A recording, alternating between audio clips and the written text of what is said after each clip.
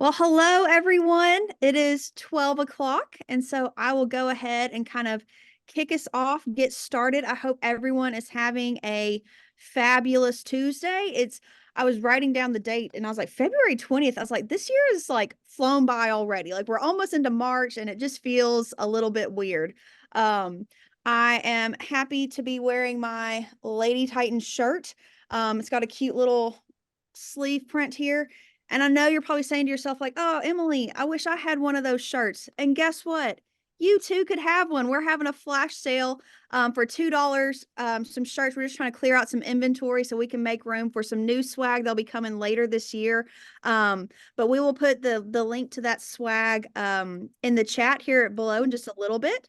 There are limited sizes kind of available because we're again just trying to kind of sweep it, clean it out and stuff. But like I went and bought a few different shirts in like a few different sizes because like if you're like me, like, do I want it fitted or do I want it like flowy today? So at $2 a shirt, you can definitely do that. So just want to give a little shout out to some Lady Titans swag. And then we have a very special guest today, and I'm so excited to hear from her. But first, I want to kind of ask, we're going to be talking about AI today, so artificial intelligence. And so I think there's kind of like two trains of thoughts like, oh my gosh, yes, I love it. I have been able to do so much with it, or like, oh no, robots are taking over the world. So maybe by like a raise of hands, who's kind of on the like team, yes, let's embrace AI. I love it. I do all the things with it. Okay, I see some hands. Awesome. Okay. And who's a little bit on the train like, oh no, robots are taking over the world. They're going to take all of our jobs. No hands? Okay. Oh, there's a hand. There's a hand. Okay, gotcha. Well, I am so excited for Brianna to be here today. She's going to kind of share some interesting things with us, DIY AI, as she's entitled this presentation. And so I want to turn it over to her to allow her to share about herself and then to dive into the presentation. So welcome, Brianna. Thank you so much, Emily, and hello, everybody. I'm super excited to be here. This presentation I've been adapting for audiences for the last year or so. My background is actually in marketing and, of course, doing all the Service Titan events, getting to meet people in person. I'm always getting feedback on what some ideas that we could use to apply AI to. So every time I do this, I try to incorporate some of that, and hopefully you'll get some really tactical takeaways today as it's evolved over time and gotten to grow. So let's jump right in. Share my screen. I love seeing the Otterbots. Like, I am an AI assistant popping in. The great irony. Yes. All right. Everyone see my screen okay? Yes. All right. Cool. Oh, do you guys see the people on the side? Maybe I should get rid of that. No. Oh, okay, cool. Wonderful. All right. So title today is DIY AI because the objective is to make sure that no matter what role you sit in any organization, that you're able to walk away today with great ideas of how you can apply this in your day-to-day.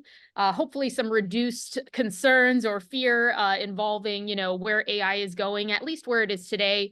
It's in a pretty awesome state. It's very young, but it's able to be optimized by your everyday user. So as long as you have access to the internet, you're able to tap in and get great results and get some AI assistance in your day-to-day job. A little bit about me. I am a co-founder of several companies, one of which being my primary role as an agency founder for Free Agency. It's a newer endeavor for me, but it's really where I'm able to kind of take my experience as a marketing expert over the last 10 or so years, primarily working in the trades and primarily working with Service Titan as the main CRM, and utilize AI in order to put marketing in a more efficient state, in a more autonomous state, and able to be distributed to anybody. And anyone here will be able to walk away today with some ideas as far as how you can take some prompts and AI and apply it in your business, as well as a newer endeavor called CXC. It is actually based on ChatGPT and AI. So about a year ago, probably like a year ago, like today, I was on a vacation and learning about ChatGPT as more of like a fun, like, oh, how can we apply this to marketing type thing? And realized it could actually be utilized in business operations and help techs in the field, right? So was working with Amanda Triolo, who was a client, to figure out how we could help her business with ChatGPT and AI and build some more advanced products. So I say that to say, wasn't a computer science major in college. This is something that I've learned over the last year and use every day, and am hoping to take the veil from and be able to show everybody it's kind of, it's something that anybody can use in any position, any role, and kind of go from there. So what you'll learn is how that came to be, as well as ways that you can save yourself time in the prompting process in using ChatGPT, because one of the things that kind of takes up a lot of time is conversing with a robot. There's a lot of perception that anything generated by ChatGPT is instant and easy and perfect the first time. And, the case is really that you have to hone your skills of prompting the robot to get a great response out of it. So custom instructions helps you get a head start on that and save you time in doing it. It can also be used for data analysis, and now there's some things that plug into it.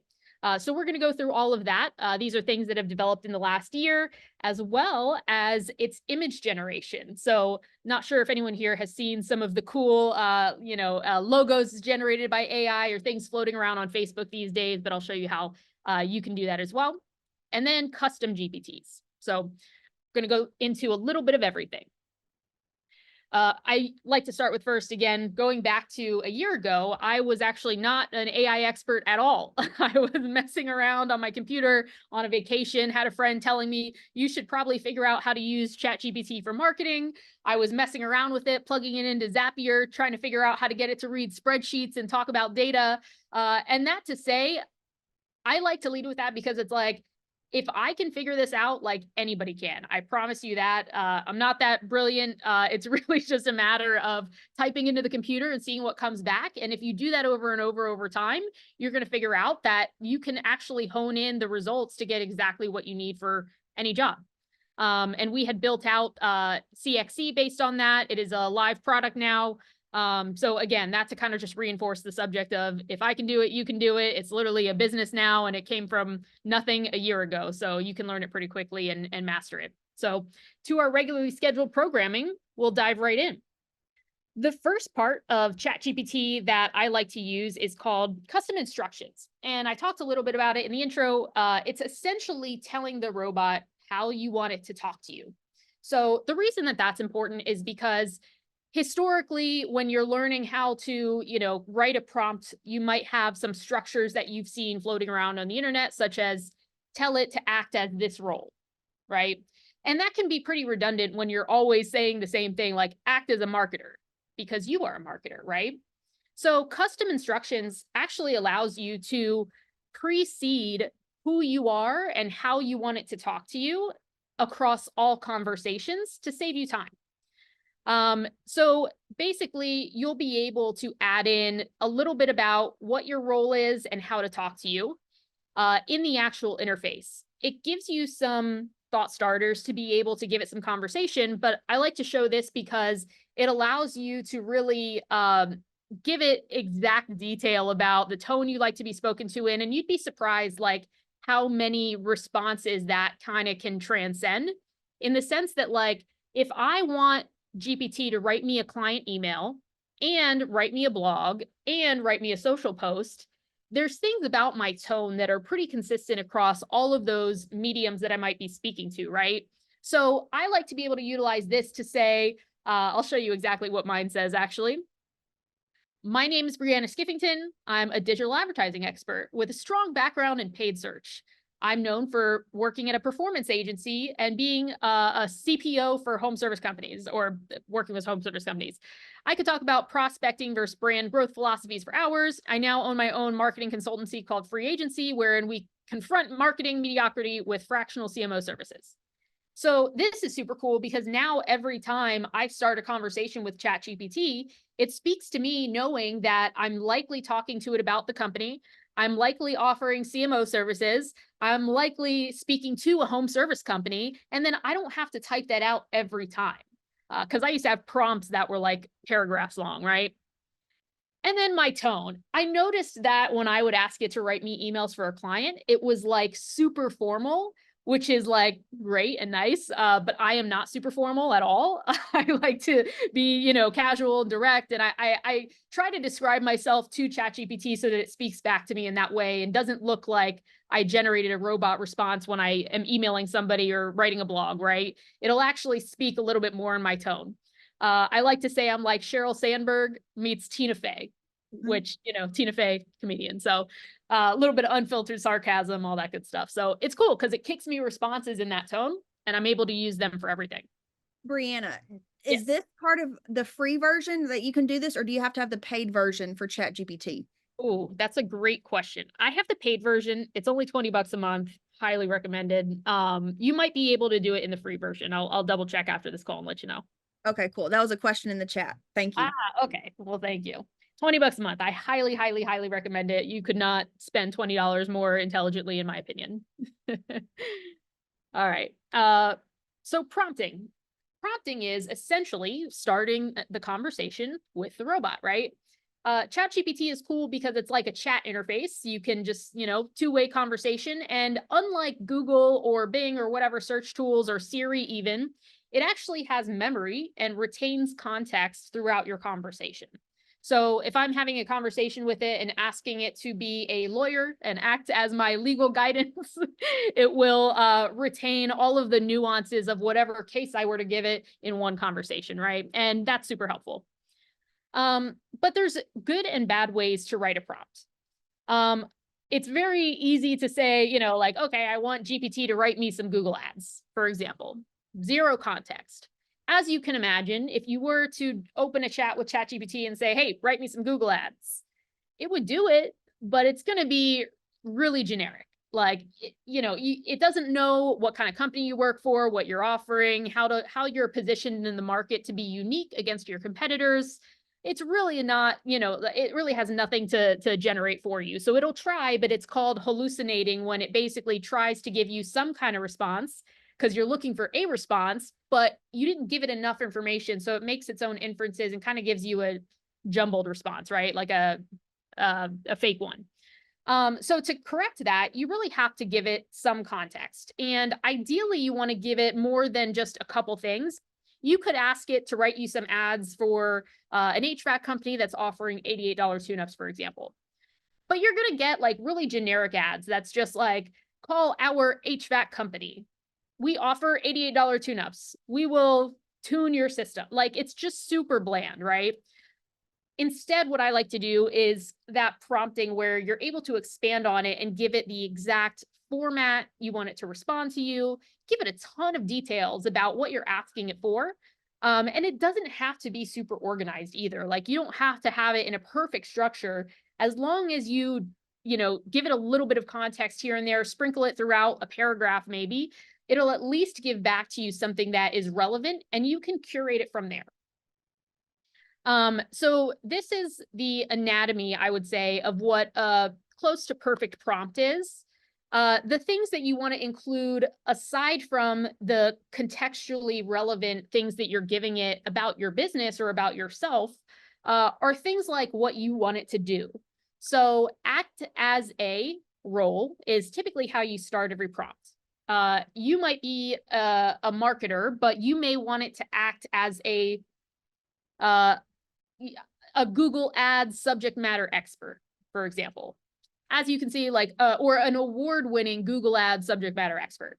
Like, I might have put in my custom instructions that I'm a marketer, but it's a little generic. I want this robot to talk to me as if it is the #1 paid search marketing expert in the entire world in the trades. So I would tell it to do just that, right? Then you tell it exactly what to do, which is, maybe write me Google ads, and then give it the format in which you want that written. So in the previous example, you can see here, I think I had put about, we need 15 headlines, which it should kick back in rows under 30 characters per headline, because Google Ads has the headlines that are shorter, and then the body that's a little bit longer, in which I said, give me 4 descriptions with a max length of 90 characters. So those things are the format. And it kicks them back to me in a table, typically, is how I ask for it. But it can actually even code, right? So it'll give you the response in whatever format you request of it. So we've got some examples here. I like to go through some cute and tactical ways that you can actually use this. So this one's more of a silly one. I usually do this presentation with Amanda from Grasshopper. One of the things that we had actually started dabbling with the first time we were both messing with it was having it do something silly, right? To just kind of test what it'll give back to you. So we said, want you to act as a poet laureate and write a poem that rhymes. Oh, I'm so sorry. I have my little picture bar here is right at the side that I needed to read. Okay. Write me a poem that rhymes with encompassing all HVAC terms about a company named Grasshopper. And this is the response. It's pretty intelligent. So I'm not going to read you the whole thing, but in the land of comfort where Grasshopper reigns, a tale of HVAC mastery, let me explain. Through seasons of sun, snow, and pouring rain, their expertise, it seems, knows no bounds or chains. So it's pretty funny to see what you get back from it. You can also ask it to speak in certain tones as well. So sometimes I'll just mess with it a little bit and give it a character from like a TV show or a movie and say, speak to me as if you are Myra Rose from Schitt's Creek, for example. And it's pretty cute. It'll come up with some really creative things, but that allows you to just bring a little bit more flexibility to it in the sense of, you know, defining the tones you want it to speak in if it's not yours that you've already pre-prompted it with.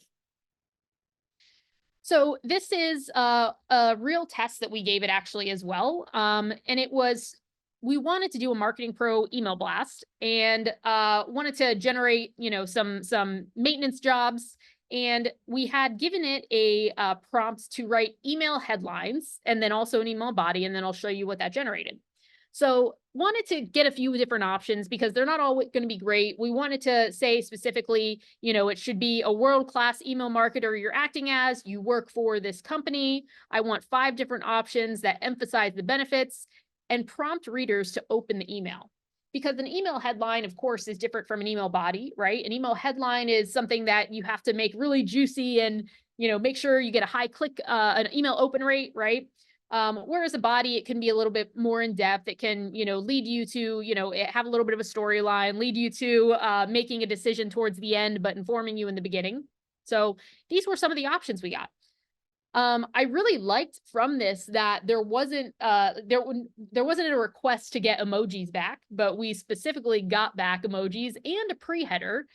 So it wasn't just the subject line, but that little preview of an email that you can see on your phone before you even open it. And it did a pretty great job. So these were the 5 options. And then we got into the email body. So of course, the first thing that you see in an email is typically the headline.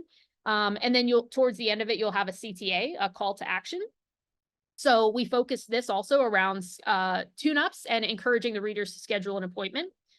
Evoking curiosity about Grasshopper's innovative approach to maintenance and motivates readers to learn more about how they can improve their home comfort and save money. So this was the email we got back. And it was H1, discover Grasshopper's cutting edge approach. It has, you know, a little bit of information. We didn't even ask it to do this, but it gave us that first name merge tag so that you can drop that in. And then included a CTA at the very end about, you know, scheduling the tune-up. This was sent to only 1,000 people and it generated 30,000 in attributed revenue that week. Pretty crazy. It was more of like a random test before one of our presentations. Like, let's see if we can generate a compelling use case for using GPT for Marketing Pro, because of course, everybody we're talking to is on Service Titan. And we were actually impressed with the results. $30,000 for 15 minutes worth of work, really not bad. So that to say, where things are going to get, you know, tough in the future around how you're able to utilize AI generated content on websites, SEO, things like that, because Google at some point will crack down on things like that. There's no restriction on it or negative impacts yet as far as utilizing it for emails. So this was a really low effort yet high yield way that we could generate some extra business ethically with the customer using great AI generated content just to get some tune-ups in the door. Another cool way that, again, is not yet under any kind of Google crackdown is writing press releases. So I like to use AI for anything that requires like expansive content. I'm not really great at writing. I'm not really great at writing long things and staying focused for that length of time. But one of those more monotonous things that you have to do in marketing sometimes is, you know, create blogs, create emails, create press releases, things like that, right? So one of the tasks we gave it was writing a press release about ServiceTitan acquiring CXC for $1 billion. So revealing to you a little bit of into the future here. We're manifesting. We're putting this together as a futuristic response, and we got an actual press release that quoted Aura about the synergy between ServiceTitan and CXC is not just about technological integration, it's about revolutionizing how service companies engage with their customers. And it's just funny that we didn't even ask it to do this, yet it came up with the headline, the body, talked a little, it included a quote from, ServiceTitan CEO.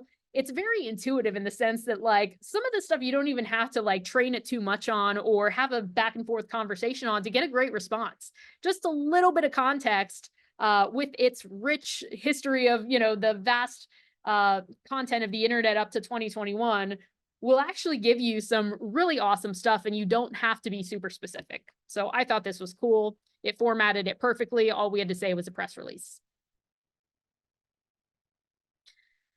Another one here that I think is super relevant to everybody, social media posts. It's another one of those things, like as a marketer, for example, I don't like to have to write, very long things and then adapt it to different platforms and figure out, the different hashtags to use between them, especially when it's the same content for each one, right? Like theoretically, you might want to post about your tune-up special, but you have 4 different platforms you want to post it on. This can actually just adapt it for you based on the platform, and you don't have to write a ton, give it a ton of context. And I'll also just like, I know this is a lot of content we're going through, but I have all of these prompts in a shareable format. I'll kick over to Emily after the call here so that you guys can easily copy and paste and use any of this for your purposes. But it's really, really simple, and oddly, AI is able to be mostly intuitive. Some of this stuff, some of these great prompts actually were generated by prompting the AI to give me a great prompt based on what I need. So whenever you're, light on ideas, you can always do that. But this had adapted one generic post into Facebook, Instagram, Twitter, and LinkedIn. And you can see this is the response. This is exactly what it gave back, adapting it perfectly for the length available on each one. But what I liked most was, again, I didn't ask it to give me any emojis, but it gave me emojis for everything and even relevant emojis, because for LinkedIn, for example, it's different than asking for a, Facebook response to, promote something to homeowners, right? LinkedIn is more business owners. I didn't have to tell it anything about that, but it gave me a little briefcase and phone and a little commercial office building in the LinkedIn post. Just because I said, I need this adapted for each of these various platforms, and it knew LinkedIn is a professional connections platform. Super cool. Now, a newer capability is data analysis. And you're able to pretty much import any format into ChatGPT conversations to get a response from it and have it analyze your data. So the way that you're able to do that is if you go to ChatGPT, you'll see a newer area in the interface that says Explore, or you're able to find specific things for your use cases. So there's the traditional ChatGPT, which is the, there's 3.5 and 4 conversational chat, right? Now there's an area called data analysis, where you can drop in files that are either Excel, CSV, or even a PDF. and it will review the data within that and give you feedback. Naturally, as a marketer, I see a lot of data, right? So I was super excited to drop in a report and see what it told me back. I jumped into a Google Ads account, exported all of this data right here as a CSV file and uploaded it to GPT and said, I want you to objectively summarize the performance to me that I just shared in the CSV and then visualize it. As you can see, the response was technically correct, but not super profound. This is still a developing, capability. So I wanted to just be able to test it out and kind of speak to it here, but it decided to take probably the most useless stat that it could out of the entire CSV I gave it and give me a visual to say all 8 campaigns were in the enabled status. So, if you're ever concerned about AI coming for your jobs, think back to this visual representation here and know that you're safe for now, but it'd probably be good to dive into it and learn how to master it and conquer it because, at some point you'll be able to leverage it to, make your life easier and actually do math and other things that require a lot more brain energy and make your life easier. So this was another visual it gave me when I critiqued the enabled campaign quantity uselessness. That was quite a comical bar chart. This one was showing all of the KPIs that were in the CSV, such as clicks, conversions, cost per click, conversion rate, and cost per conversion in one diagram, right? So it's okay. This is again, technically accurate, contextually pretty useless, but it's still kind of cool to see. So that to say that, it's getting there, it's getting better, and it will improve over time. But for now, it does require a little bit of communication and context when you're giving it data and asking it to analyze something. So this, again, was just descriptions about what we just talked about. So I decided to ask it to do a little bit better, talk to it like a human, right? If a human presented me with this item, I'd probably say, hey, we need to do a little bit better. Give me instead what opportunities you see here, not just regurgitating the data in a visual format. So it actually then kind of spoke a little bit more contextually, which I was pretty impressed by. Listen, it's not someone I would hire to do my marketing, right? It's not 100% there yet, but as a marketer, it is pretty cool to be able to say, give me the top 5 points of XYZ when you're looking at this data, right? It'll save you some time, give you exactly what to look at. So high level said you could improve campaign effectiveness because the cost per conversion is a little bit high. You could refine some of the target audiences, adjust bid strategy, or improve ad creatives. Those things are technically correct. So those are really good points. It's not profound, it's not crazy, but it's helpful. Low conversion rate for campaigns with low conversion rate. You could consider optimizing landing pages, improve your call to actions, revise ad copy. Those things are also true, right?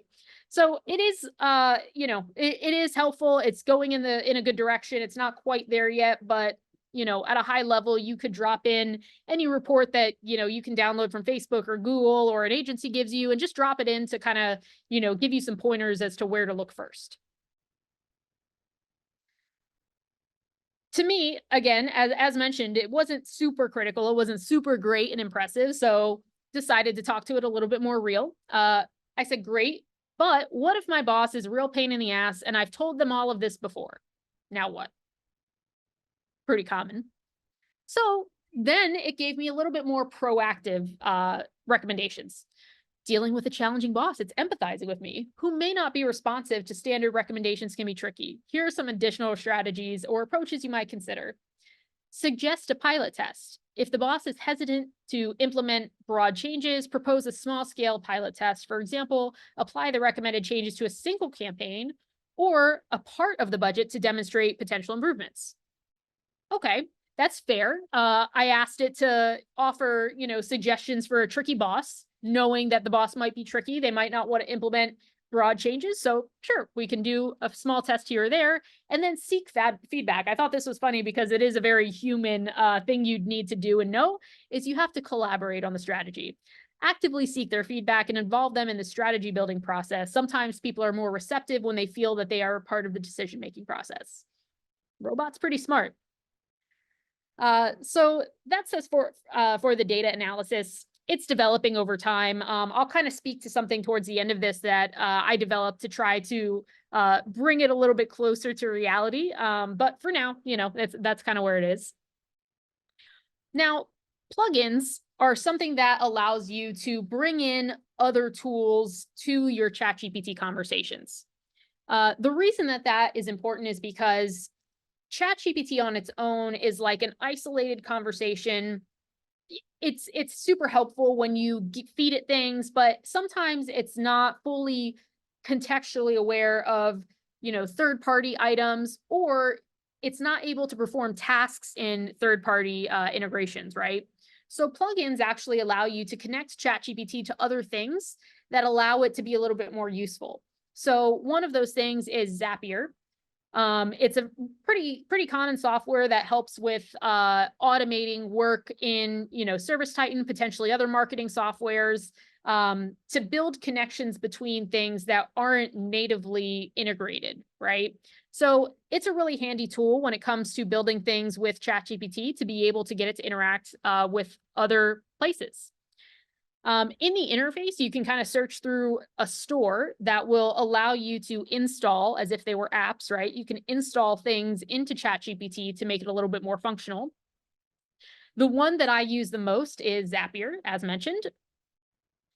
So it allows you to create integrations and make actions occur through Zapier in other platforms as well. Zapier allows you to make multiple connections. So one thing that comes up a lot that is like a routine marketing task that nobody loves doing but is necessary, right, is responding to Google My Business reviews. I don't know that I had much faith beginning with this that I could get a robot to be super empathetic to complaints and issues and 1 or 2 star reviews, but wanted to try it out and see what came about. So built a Zap to ensure that every time we got a new review in Google My Business, we sent a prompt to ChatGPT to show it the review and ask for a response to the review. And then instead of posting it directly to Google My Business, we actually have the response drafted up for the customer experience manager and sent in Slack so that a human can kind of oversee and make sure that the response makes sense, contextually accurate, and is also like kind and something that you would want to go onto a customer-facing platform. So this is the actual prompt that we set up for Grasshopper to be able to automatically respond to reviews. You can see it's pretty long. So again, that's why I'm going to share this with you guys afterwards so that you don't have to do any of the work. You can copy and paste and just, change what you need to change to make it work for your business. But essentially, we're asking it to act as the person who's responding, the customer experience moderator. They're going to be dealing with happy and unhappy customers on public platforms. So you have to represent the company in the best light possible and empathize 100%, thought this was really important, 100% with anything said. Because it's really easy to get into our tech was just whatever, overly empathize with the internal team. So wanted to make sure that we told it after a few tries, it has to empathize with the customer 100%, but still support the team and give them the benefit of the doubt, even in tough situations. Thought that was really important as well, because that way you're validating any kind of complaint that occurred, but you're not immediately saying anybody did anything wrong, right? We will look into this. You're acknowledging that there was an issue and it will unquestionably be resolved, right? We're not saying you are unquestionably right. We're saying it will unquestionably be made right. Grasshopper itself has their own values. So we injected that in there just to give it a little bit more context, and then told it exactly who to sign off as. Also very important. You don't want it to say from ChatGPT, right? You want it to sound like a human. And it should sound neighborly and not robotic. So ditch the formalities. Notice the first few times that we gave this a go, it would write as if it were writing a formal letter. It was like, "Dear Jacqueline Sanchez." And it's like, nah, that's not really how we speak these days, but appreciate the attempt. Make it short and sweet. So this is a great review that they had gotten from Cheryl. Thank you for everything. Job well done. Very pleased. And this is the response that was posted that was generated through ChatGPT through that Zap. It said, hey, Cheryl, thanks a ton for sharing your experience with us. Super to hear that Ron and the whole crew and everyone else hit the mark for you. We're all about serving above and beyond. So it's pulling from the values that we gave it. And it's fantastic to know that we nailed it. Your recommendation means the world to us. Remember, if you ever need anything, we're just a call away. And then signed off casually, cheers, as Luke. Awesome. So, okay. Wasn't too worried about it generating a good response for a good review. But we decided, let's run it through a bad review. Had Grasshopper come out for maintenance on my furnaces. Tech said he was almost certain that the heat exchanger was cracked and would need to be repaired, but recommended a new furnace because the repair cost was almost as much and very difficult to do. He said the issue is a dangerous one as it can lead to CO getting in the home. Then I had another company come out for a second opinion. Other companies said the furnace looked great and he could tell it was very well maintained. He said he wouldn't recommend any repairs or replacement as there was zero indication of anything wrong. Fortunately, in this position, the team at Grasshopper did actually have photos of the cracked heat exchanger. So they were able to, reach out to the customer after the fact and be able to, have a conversation and get the review resolved and say, look, like, this is why we had recommended this. Here's the proof. We'd be happy to come out and show you in person what happened there. But of course, the robot's not going to know any of that. It's only based off of the context given here. So with that in mind, it actually generated a really compassionate response that I was thoroughly impressed with and gave us the confidence to think that we could utilize this for even bad reviews, right? First off, wanted to say that your safety and peace of mind are top priorities. The concern about a potential crack in the heat exchanger is definitely not something we take lightly, especially given the risks associated with CO. It's always better to be safe than sorry, and our technician's recommendation was made with your best interest at heart. So it's not saying anything was done wrong. However, it's being super empathetic. We completely understand about how a contrasting second opinion might have caused some confusion and concern, but also giving the technician the benefit of the doubt that the risks associated with carbon monoxide is not anything to mess around with. And it's something that you have to proactively, like if you see an issue there, you're obligated to say something for the customer's safety, whether or not they decide to pursue a replacement or pursue a repair, totally up to them, but he was just doing his job. So it said, I'm going to personally make sure that our customer experience manager reviews your case thoroughly. Because we gave it that extra little empowerment to say, anything, any issues will certainly be made right and escalated. This is acting as the customer experience personnel saying it will be escalated to the experience manager to make sure the case is reviewed thoroughly. Fortunately, it was. They chatted with the technician, revisited the job information. Everything was good. But this was a really, really impressive response that, again, like it just takes one other thing off your to-do list for the day to be able to have something like that automated. So love the plugins and the ability to connect with various platforms. Super, super awesome there. So another one is Dolly. And that is simply the name of their image generation software. And this has evolved a lot over the last year. If you asked me 6 months ago if you could utilize Dolly to generate any kind of marketing images, I would be like, no way, it's terrible. However, recently it's evolved into such a place that it's something you could be able to consider at some point soon. Now, this is what the Dolly interface used to look like. It's now just natively part of ChatGPT. So you can jump into ChatGPT and talk to it today in a general conversation and ask it about, text. You can tell it to write you a press release. And then in the same conversation, you could say, generate an image. And you don't actually have to go to this site anymore to be able to do that. It'll just do it as part of your conversation, which is really convenient. So this is just to give you a contrast of where it was versus where it is now. So where it was the first time, again, maybe 6 months ago, we asked Dolly to generate an image was, let's make a social media post, a kid holding a grasshopper outside with an air conditioning unit in the background. It's got a few different items in there, a kid, a grasshopper, an AC unit. Can't be too hard, can't mess it up that bad, right? This was one of the responses. I wouldn't say it's really social media worthy, but it was fine. It did exactly what was asked. but it also generated 3 different options, and these were the other 2, where you can see it's clearly not at all what I would put on social media. It wasn't exactly intended for that use. I think the first one has the fingers melting as well as the AC unit kind of jumbled, and the grasshopper's head is missing. The other one is just not a very happy child but technically it fulfilled the request. It gave me a kid, a grasshopper, an AC unit. Cool. So didn't have too much faith in this previously. However, recently, since they released the 3 version that shows up in your ChatGPT conversations, it's been a little bit more impressive. So this was the same request going through, and this was the response.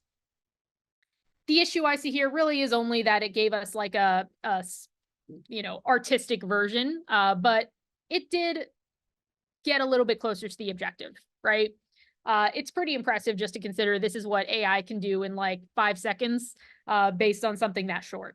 So that to say, greatly improving, continue playing with it. You'll be surprised. So again, that was a very short, easy example, right? I decided, well, what would happen if we gave it something a little bit more complex? I gave it some very specific items to act as a very specific company's branding expert. A truck that I used to see on the road a lot was Cool Today, HVAC company.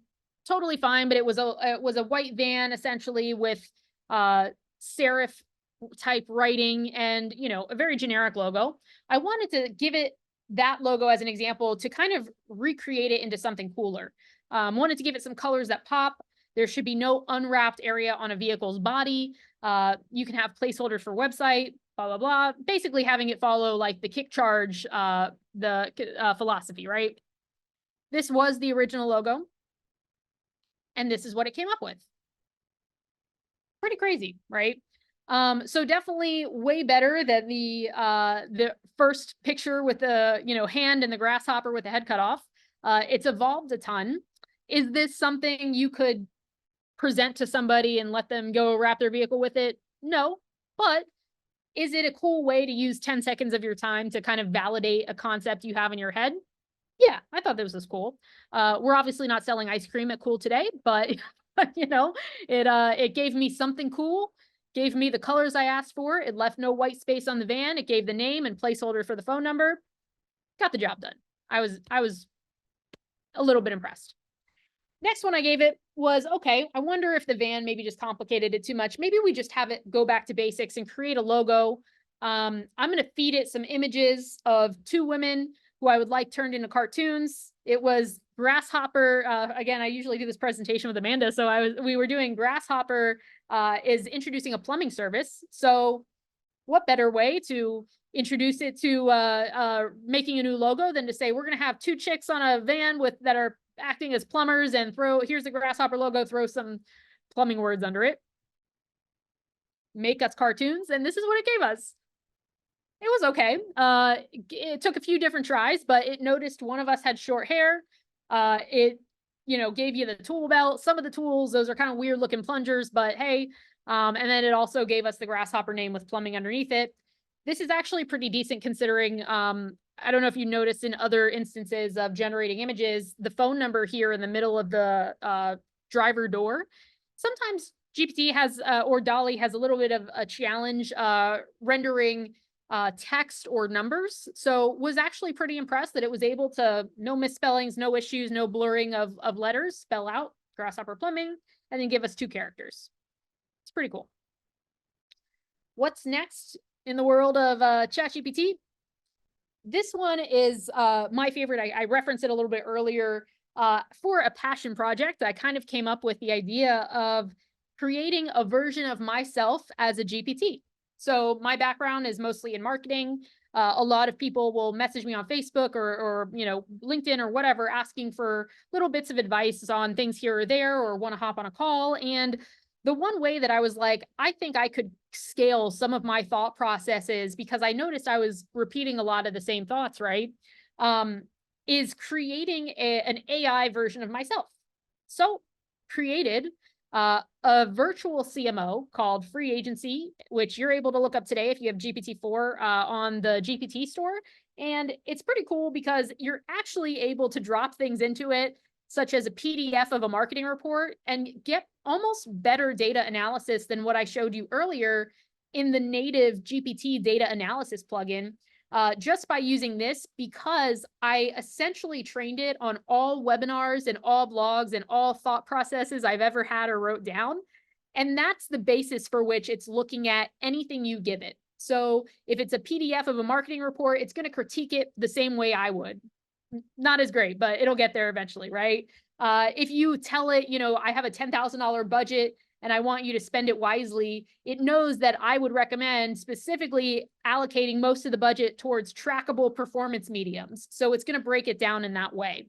So it's been a super cool, fun project. Something that I like to mention, just because that to say anybody here could do the same thing and create a GPT for your team to be able to give them, your thought process and expertise so that they can do things to your specs, right? So for example, you could be, a HVAC company owner. You might feel really strongly about these 3 values, and you might want every customer issue handled through the lens of, XYZ. If you create yourself a little GPT and then give your team accesses to it, it could just be an AI manifestation of yourself that they can jump in and talk to, right? And tell it about your company, tell it the manufacturers and makes you work with, troubleshooting tips. Like, you can literally put anything in here, and it's really, really cool. I encourage you to go check out this one and test it out. Test the limits, put it to the test. I love seeing different ways that I mess with it a lot, different ways that I can break it and try to make it better. So would love to hear anything like that. But certainly, it'll allow you to expand your own thoughts by creating an AI version of yourself. So your turn. You can jump into GPT anytime. Give it these 3 tenets: act as a blank, create a blank as a blank format, and generate hopefully results just as good as mine. And again, you will definitely be able to generate results just as good as mine once we'll share some of these prompts here. And if you ever kind of run out of inspiration as you go to have these conversations, a cool thing that I like to do is say, I want you to act as a prompt engineer and write the prompt for me for XYZ. So if I'm running out of ideas and I just need it to kick me, a blog headline, but I don't know how to ask it to write me the perfect blog headline as like a Nobel Prize winning blog headline writer, I'll just say, write me a prompt for a headline blog writing, and it'll do it for me. And another cool thing it'll do is, if you already have content, you can always go back to it, like such as if you already wrote, response to a bad review, if you already wrote a press release or an angry email to an employee, like whatever it is that you already have content for, you can give it to GPT and say, make this nice, or make it sound better, write it as a New York Times bestselling author, make it more empathetic. It's really handy and stuff like that as well, to maintain the spirit of what you're trying to say, but do so in a different kind of voice. So we'll kick over as well some of these live demos here. I'm actually at a hotel and I was having issues getting GPT to render live for me, but some of these things you can drop in and kind of get ideas to work with, is such as this one, monthly revenue goal planning. You can chat with either ChatGPT or compare it to the free agency GPT and say something like, I want you to act as an HVAC company operations manager to achieve monthly revenue goal of 2.5 million. You're at 2.1. You have 5 working days left in the month. It'll do all this math for you and calculate exactly what you need as far as install team size in this example, how many jobs you would need per day, each taking an average of 8 hours with an average ticket of $10,000, to give you exactly how you need to staff to reach your goal, right? Or flip it up to say how you need to spend your marketing dollars to hit your goal based on these return on ad spends in these channels, right? So these are some really cool ways that you can literally just change some of the words in here and get back a cool result. And I think that's about it. I'm happy to answer any questions I didn't get to read while we were going through that, but you can always, oh, I guess I should resume sharing. You can always click here. If you can't, if there's nothing that comes to mind now, connect with me on Facebook, and you can shoot me a DM anytime. I'm pretty responsive and love talking through this stuff. So happy to help in any way I can. Well, that was absolutely fantastic, and we are so excited. The chat was blowing up like, can I get that? Can I get that? Like, everyone's blown away, like, had Awesome. no idea it could do that. And so Even had some private messages like, is she taking new clients? Aw. So scanning that QR code, people could connect with you to find out more, right? Absolutely. Awesome, awesome. Well, there was so much that I learned. I've heard you give this presentation a few times, but as ChatGPT is growing and evolving, like there's new things constantly coming out and stuff. And so, yeah, does anyone else have any questions that they didn't put in the chat?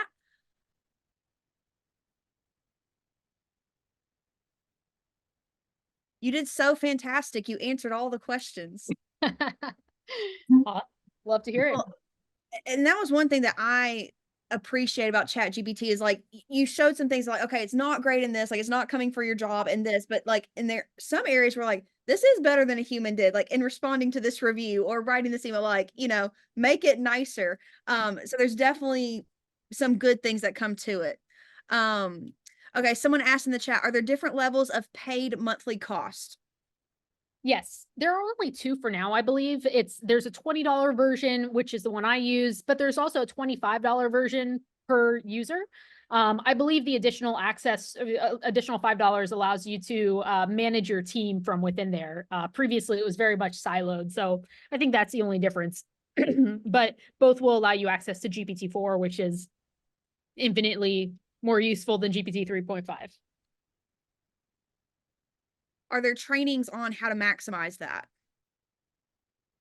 Um, there's definitely a ton of resources online, but I would say like this is like more of like a trial and error thing you want to probably jump into, and following the format, it's pretty easy to see how you can come up with pretty much any kind of response. Also happy to like again you can DM me on Facebook there. Happy to talk to anybody who has any challenges with it or is not getting the responses they want. Have had probably a few hundred hours of conversations with it, some frustrating, some absolutely joyous. So, happy to kind of distill my learnings for anybody as well. But for the most part, it's pretty responsive and you can give it, you can also say to it, hey, I don't really know how to use you best. What should I do? And because it has that like context and retention and is very human-like, it'll give you some great responses as well.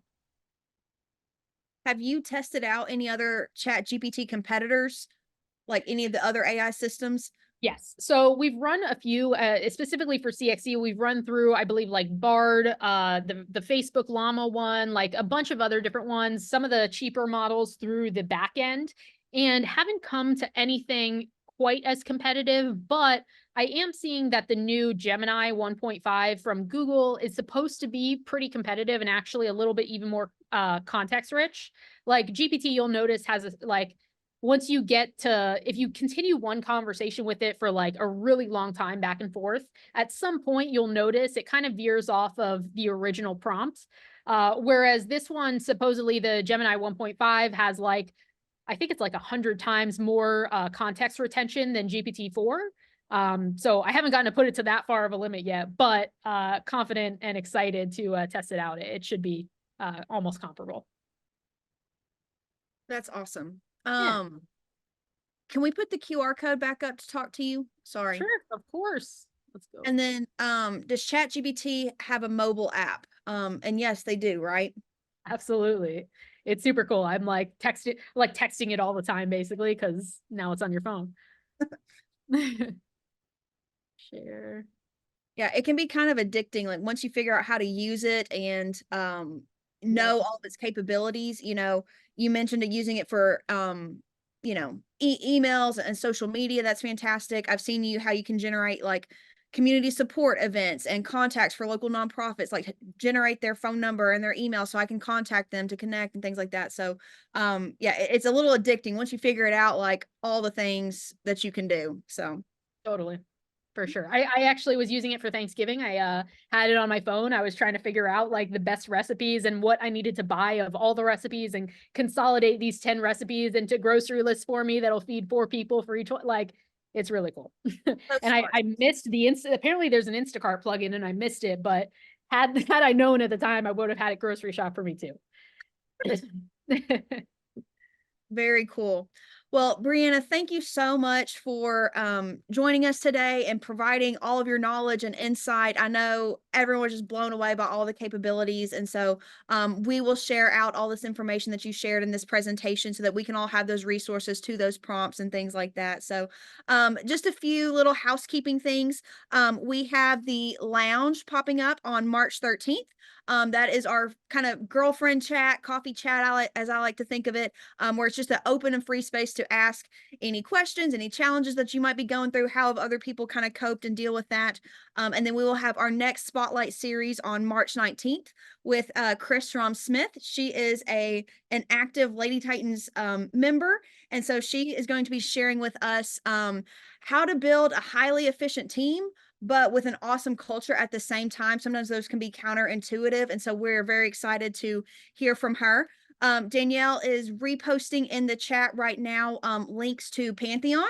Okay, that is going to be very exciting. September 30th through October 2nd in Orlando, same hotel that it was in last year. If you use that link, it actually kind of links it through our Lady Titans link. So it kind of shows credit like, hey, we're promoting Pantheon. So use that link there. Like I mentioned, the swag store, get your $2 t-shirt. You won't regret it, I promise.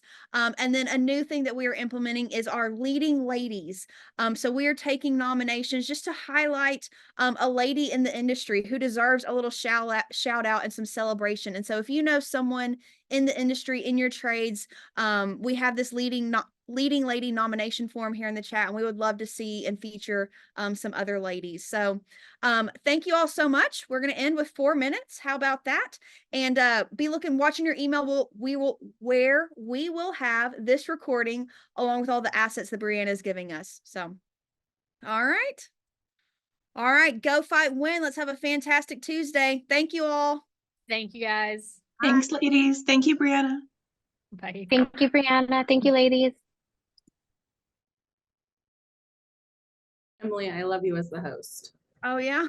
Just call out. Oh, thank you. All right. Well, another one down. That was good. Awesome job. Yeah, she's I now always pay. I now pay for ChatGPT as of like 30 minutes ago. And give me 1 second. Oh, come on. Okay, Sure, it's just there us we go. now. Now I took everybody else off. Now if we want to, let me also stop the recording. Yeah, that was really good.